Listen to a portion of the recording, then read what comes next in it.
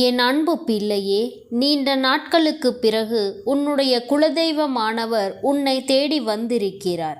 என் அன்பு பிள்ளையே, உன்னிடம் இந்த விஷயத்தை சொல்லியே தீர வேண்டும் என்று உனக்காக ஓடோடி வந்திருக்கின்றார். இது உன்னுடைய வாழ்க்கை சம்பந்தமானது.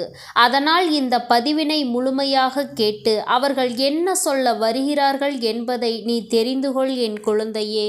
என் அன்பு குழந்தையே, நீண்ட நாட்களுக்குப் பிறகு உன்னுடைய குலதெய்வத்திடம் இருந்து உனக்கான வாக்கு வந்திருக்கிறது.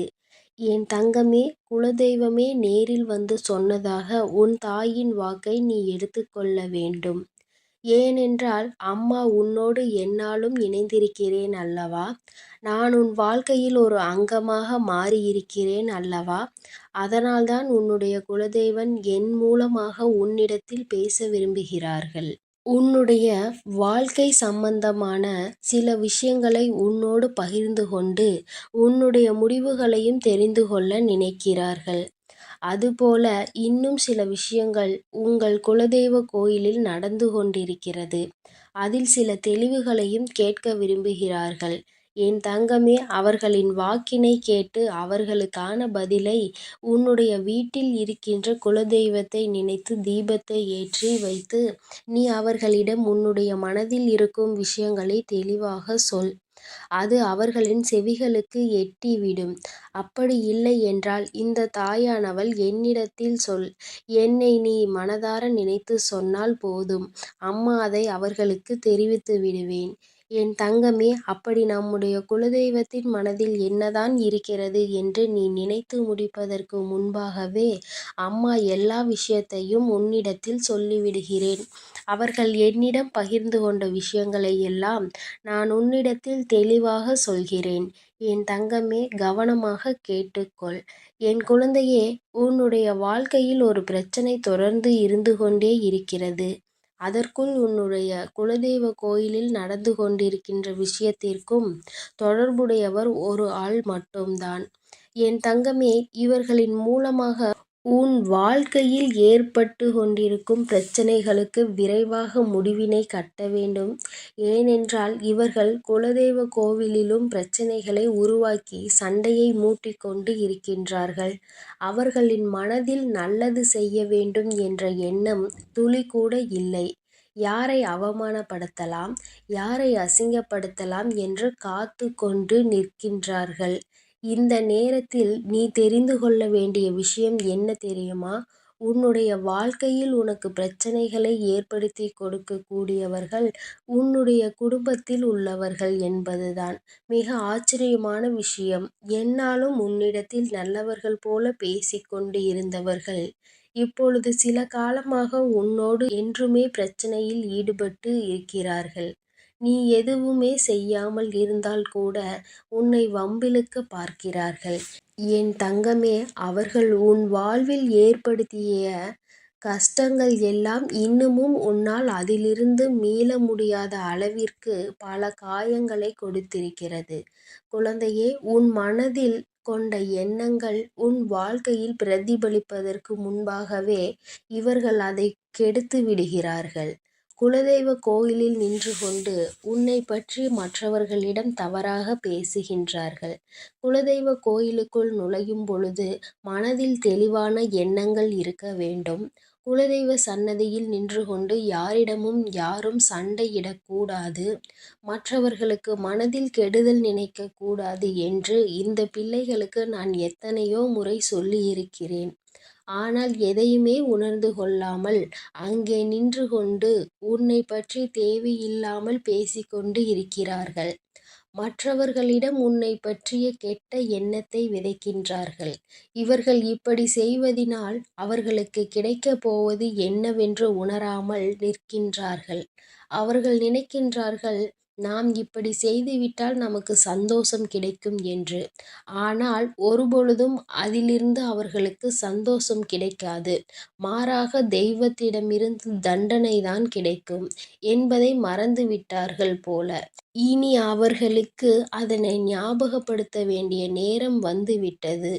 அதனால்தான் என் தங்கமே, உன் வாழ்க்கையில் பிரச்சனைகளை ஏற்படுத்தி கொடுத்து கொண்டிருக்கின்ற இவர்களுக்கு தண்டனை வழங்க வேண்டிய நேரம் வந்துவிட்டது என் தங்கமே. நீ இனிமேலாவது இவர்களிடத்தில் இருந்து தப்பித்தோம் என்ற மனநிலைக்கு வரப்போகின்றாய். அப்படி ஒரு சூழ்நிலையை உன் வாழ்க்கையில் நான் ஏற்படுத்தி கொடுக்கப் போகிறேன். இவர்களுடைய எண்ணங்கள் எல்லாம் நிறைவேறிவிட்டால் உன் குலதெய்வம் மற்றும் நான் என்று எதற்காக இங்கே இருக்கிறோம்? நாங்கள் இருக்கும்போது உன்னை யாருமே அத்தனை எளிதாக நெருங்கிவிட முடியாது. உன் குலதெய்வத்தின் மீது நீ கொண்டிருக்கின்ற அத்தனை நம்பிக்கையும் உன்னை வாழ்க்கையில் நிச்சயமாக காப்பாற்றும். என்னை நம்பிய குழந்தை அல்லவா நீ? அவர்களும் என்னைதான் நம்புகிறேன் என்று சொல்லிவிட்டு தேவையில்லாத காரியங்களை செய்து கொண்டிருக்கிறார்கள். என் குழந்தையே, இனிமேல் அவர்கள் கற்கக்கூடிய பாடத்தில் இருந்து இனி யாருக்குமே எந்த ஒரு கெடுதலையும் செய்ய நினைக்க மாட்டார்கள். உன் வாழ்க்கையில் ஏற்பட்டிருக்கின்ற குழப்பங்கள் எல்லாம் இவர்கள் மட்டுமே காரணம்.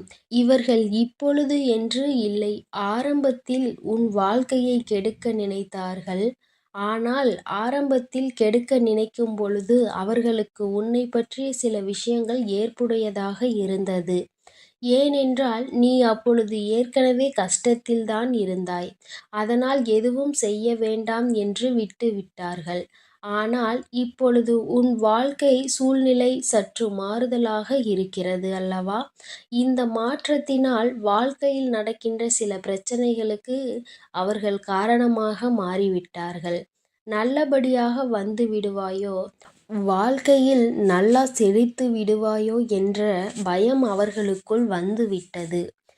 என்னுடைய குலத்தில் இருக்கின்ற எல்லா பிள்ளைகளுமே ஒற்றுமையாக இருக்க வேண்டும் என்றுதான் உன்னுடைய குலதெய்வமான நான் நினைக்கின்றேன். ஆனால் அவர்களோ அங்கே மற்றவர்களுக்கு கெடுதல் செய்ய வேண்டும் என்று நினைப்பதும் மற்றவர்களின் வாழ்வை அழிப்பதுமாகவே அவர்கள் அங்கு இருந்து கொண்டிருக்கிறார்கள். என் குழந்தையே, உன்னுடைய குலதெய்வத்தின் வாயிலிருந்து வருகின்ற வார்த்தைகள் எல்லாமே உன்னை இப்படி இக்கட்டான நிலையில் இருந்து எப்படியாவது காப்பாற்றிவிட வேண்டும். இந்த அரக்க குணம் படைத்த மனிதர்களிடமிருந்து நீ எப்படியாவது தப்பித்து கொள்ள வேண்டும் என்பதுதான்.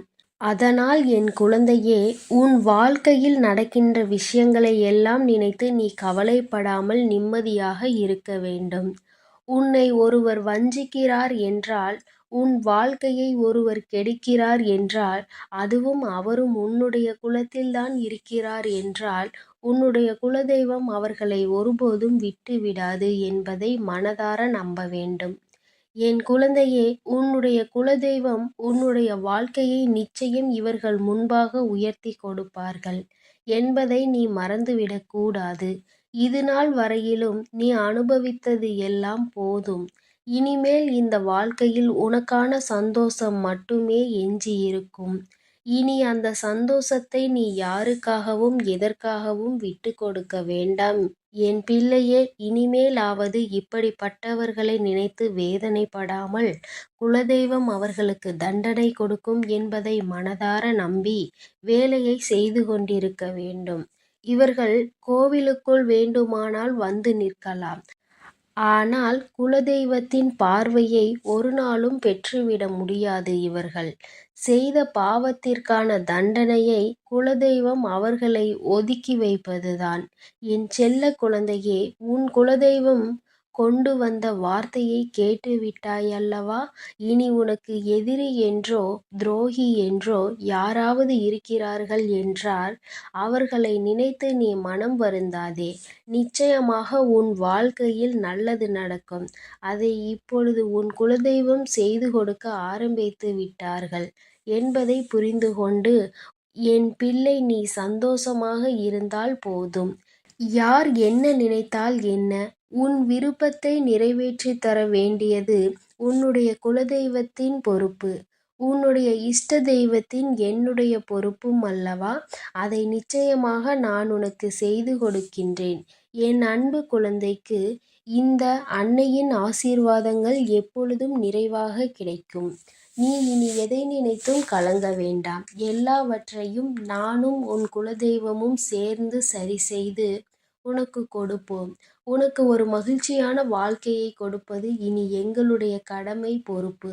எங்கள் மீது நம்பிக்கை வைத்து நீ பொறுமையோடு காத்திரு. நடப்பது எல்லாம் உனக்கு நன்மையாக மட்டுமே நடக்கும். நீ நல்லதையே நினை. உன் வாழ்வில் எப்பொழுதும் நாங்கள் நல்லதை மட்டுமே செய்து கொடுக்கிறோம். என் அன்பு குழந்தையே, நீ எதற்காகவும் கலங்காதே. எதை நினைத்தும் வருந்தாதே. நான் உன்னோடு இருக்கிறேன். நான் உனக்காக இருக்கிறேன். ஓம் ஸ்ரீ வராகி தாயே போற்றி போற்றி. ஓம் சக்தி. ஓம் ஆதிபரா சக்தி.